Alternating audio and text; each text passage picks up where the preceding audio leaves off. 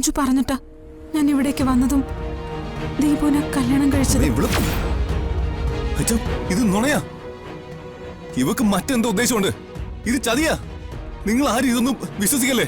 നിർത്തടാ. ഇവള് ബാക്കിയോട് പറയട്ടെ. ദീപുമായിട്ട് കല്യാണം കഴിഞ്ഞപ്പോഴാ രാജു ഒരു ചതിയനാണെന്ന് എനിക്ക് മനസ്സിലായത്. പക്ഷെ എനിക്കിപ്പോ ദീപുവിനെ ഇഷ്ടം. പക്ഷെ രാജു ഇപ്പോഴും എന്നെ ശല്യം ചെയ്യുക. ഇവള് പറയുന്ന കേട്ടാൽ അറിഞ്ഞൂടെ കള്ളമാണെന്ന്. ഇവള് കള്ളിയാ.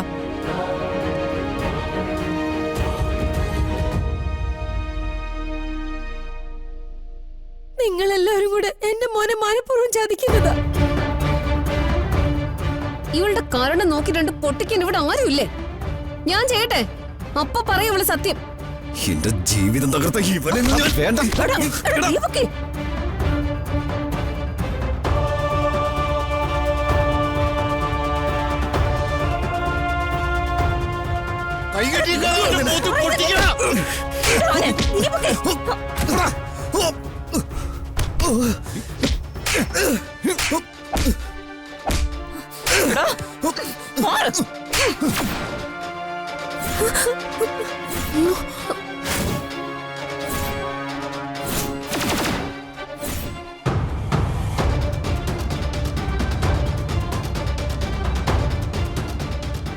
നീ എന്റെ മകനെ തല്ലുവല്ലേടാ?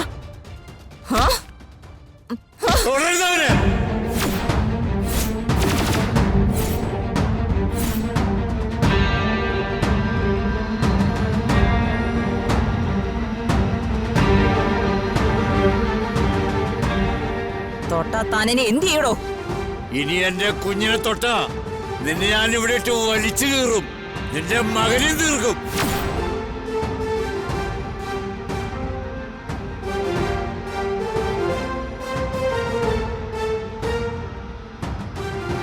എന്നിട്ട് അന്തസ്സായിട്ട് ജയിലിൽ പോവും. മനസ്സിലായോടി? എന്റെ കയ്യിന്ന് വിടടോ. എന്റെ മോനെ തൊടിലെന്ന് ഉറപ്പ് പറഞ്ഞാ നിന്റെ കയ്യാൻ വിടാം. ഇല്ലെങ്കിൽ നിനക്ക് ഞാൻ മരണം തരും. എടോ, എന്റെ കാലിൽ കിടക്കുന്ന ചെരുപ്പിന്റെ സ്ഥാനമേ ഉള്ളൂ തനിക്കും തന്റെ കുടുംബത്തിനും.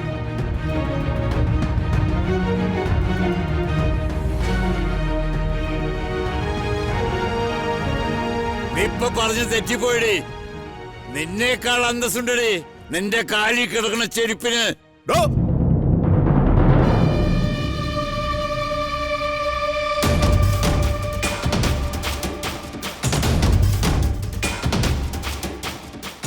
എന്റെ ചേച്ചിയുടെ കൈ വിടോ.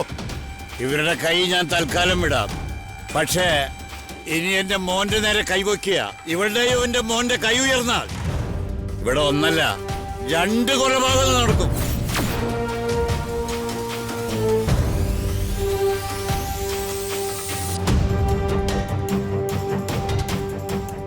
സാറിന് അറിയാലോ ഈ വേണുവിനെ. ആ പഴയ വേണുവിനെ ഇപ്പോഴും.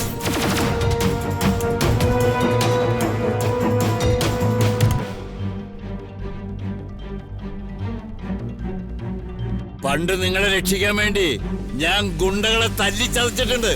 താനിപ്പോ കയറി പിടിച്ചൊരു സ്ത്രീയാണ്. കൊല്ലാൻ വരുന്ന ഒരു സ്ത്രീയായ പിന്നെ കൈയിട്ട് നിൽക്കണോ?